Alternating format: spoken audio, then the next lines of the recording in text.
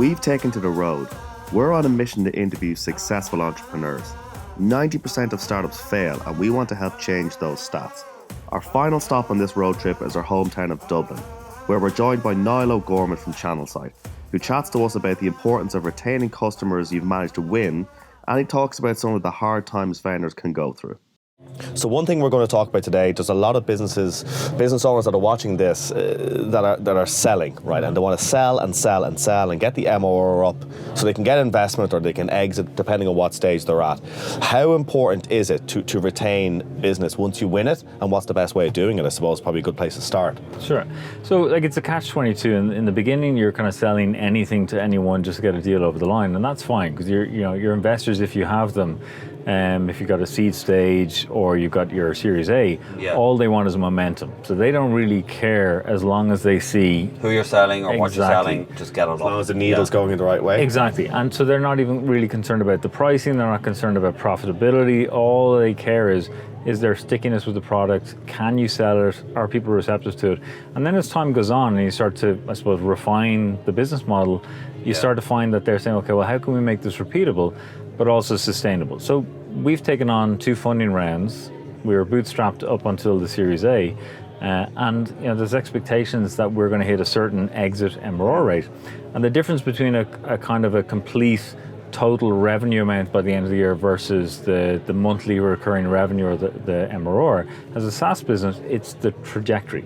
So are you on your way to the magic and mystical 10 million? Because once you get to 10 million, then it's a completely different ball game, and there's a whole range of different things that happen or compounding effects for your business. So it's that struggle. So you have these kind of hurdle to get to 1 million, then from 1 million to get to 5 million, from 5 million to get to 10 million. And there's different types of challenges, scaling challenges, people challenges, infrastructure challenges. So when we started in the very beginning, and obviously, typical Irish style, we had no company, no developers, nothing. We went to Philips in the Netherlands and we pitched them on the service that we hadn't even built yet. So they allowed us to participate based on relationships that we had with them in an RFP for a kind of where to buy service. So our solution basically powers a digital path to purchase for brands. So with that gave us our start. So we managed to kind of, I suppose, scheme our way through to get something that worked, was that it was accessible and that got through the different stages of the RFP.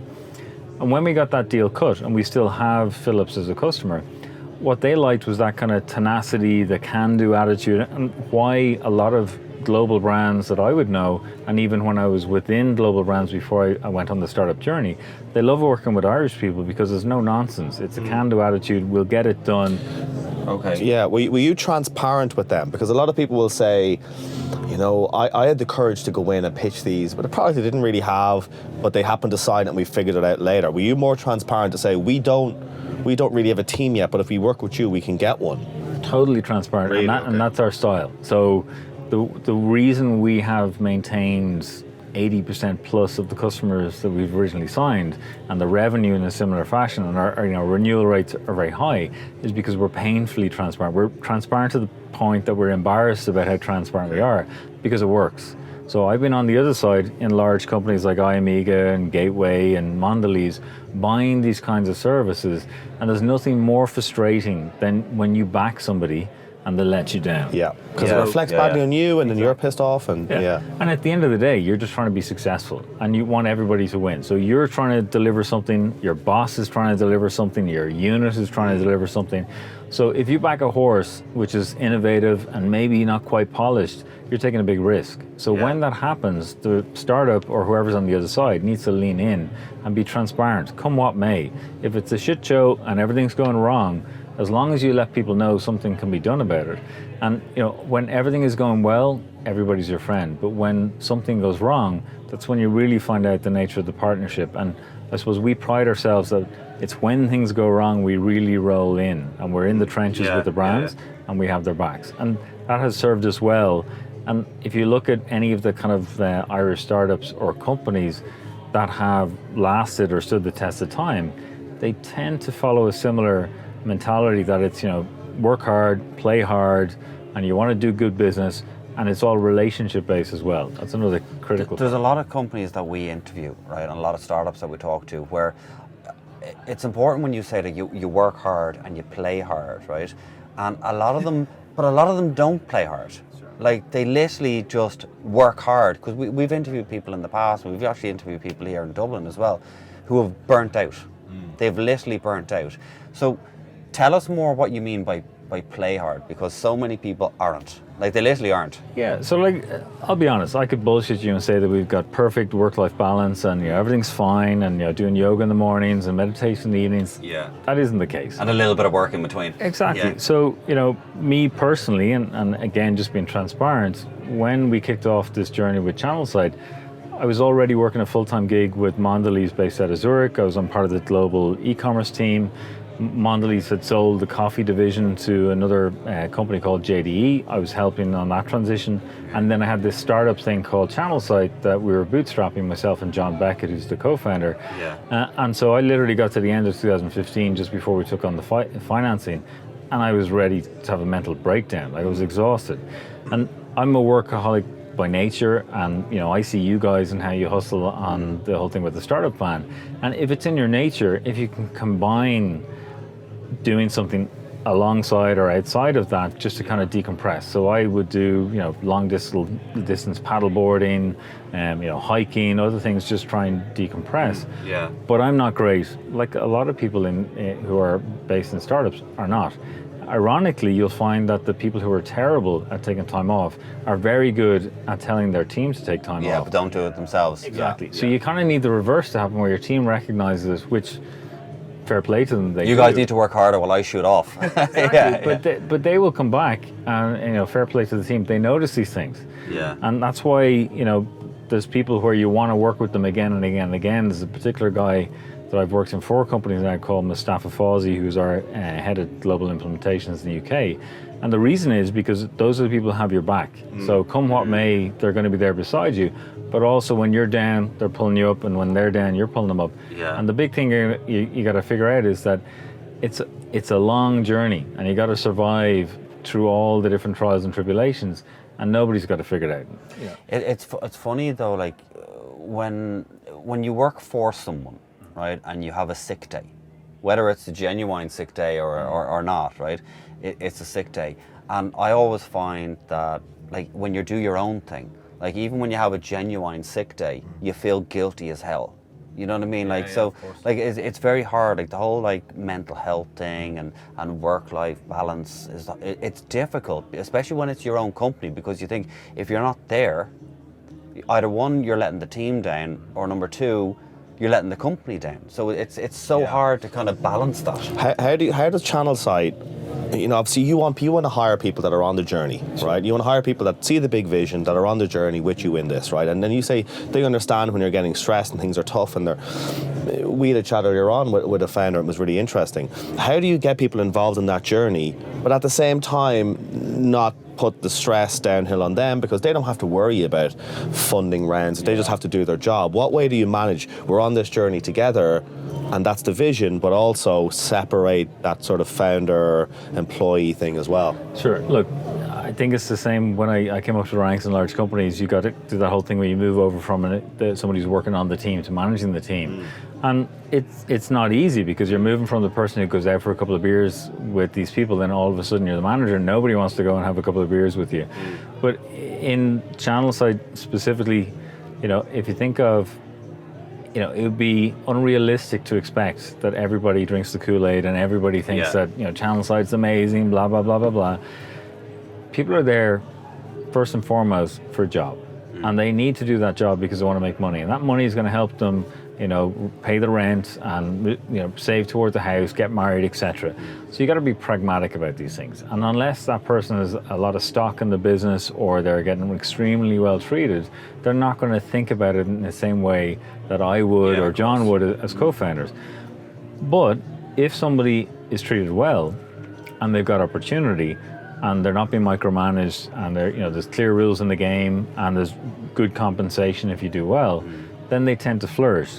And so it's trying to strike the right balance of trying to include people in what's going on, because people respect you more if they've got awareness. Like, if times are hard and things are going badly and things are basically shit, people much more appreciate if you just lay that on the line. Yeah. And then they can decide after the fact as to whether they want to roll in and help you out, or actually, feck that, lads, I'm off to the pictures, or I'm going to the pub.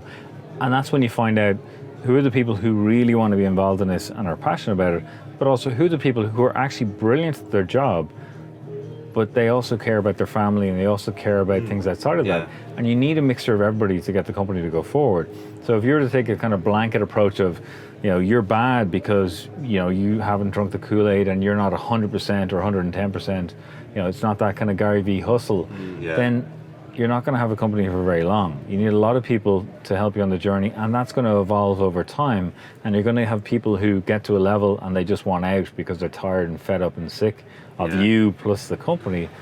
And then others who just they've gotten to a level and they want to advance elsewhere. Whenever it's a startup that's raising money and growing, like we met you a couple of years ago, and you kindly actually gave us. I was going to say a desk, but you actually gave us a floor of the office. It was right? a nice floor. It was the best. It was the best floor, right? Yeah, that's true. You actually gave us a floor of your office, and you kindly let us work there.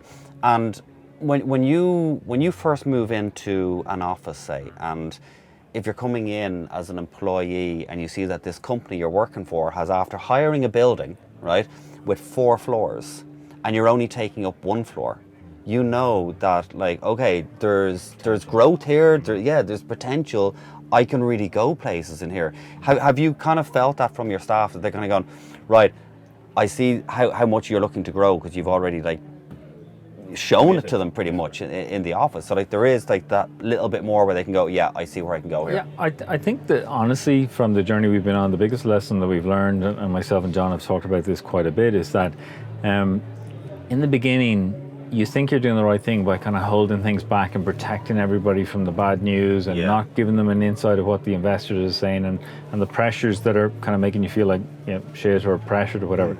The problem with that is, it's like being at home and it's kids with the parents. They know something is up, wrong, positive or negative or indifferent. And so the problem is when they're having more meetings, the doors are closed. Yeah, you can tell. So it's like anything. As more grey hairs appear in your head and you start to get a little bit more relaxed about these things, and you got a couple of challenges under your belt, you start to realize it's better. And again, you temper what you say, and you're respectful to the individuals, and you make sure you're saying appropriate things. But if you include people, they respect you more.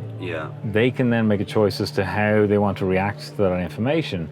And that is something which has been a hard lesson learned, but once we've opened up like that, not like moaning and crying about what's going on, but just being respectful to people and treating them like they're adults, then we found that it's a far more cohesive team. One of the most positive things that happened was the team itself basically being given the responsibility to figure out what's the culture of this place. What are our values? What's the mission that we're on beyond just trying to make money and trying to become a great startup? And that then takes it away from the founders, and it feels like a company, and it feels like everybody's part of something. Exactly. Because before that, it's top down. Founders say something, they're happy, they're sad, they're angry, they're pissed off. That reflects on everybody. Well, remember, they might actually be able to bring something to the table as well. Like, you're hiring these people because they've got talent. They've got a spark, they've got a talent, they've got something they can bring to the them table. Into the company, and if you're able to kind of go, guys, this is the problem. Well, this is what you hired us for.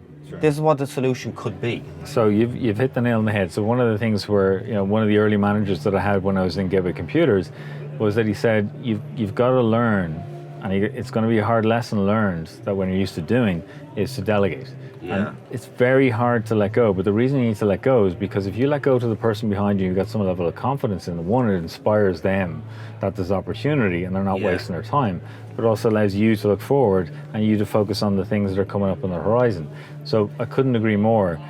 And the beauty of it is, with the kinds of people that we have in the team at the moment, across the different areas, I would agree that they have allowed us to kind of focus on the next level of funding, troubleshooting some of the big challenges that we have, because we've confidence that they have the area that they're responsible for. And if not, they're going to let us know, give us a heads up, and we'll roll in to help them out.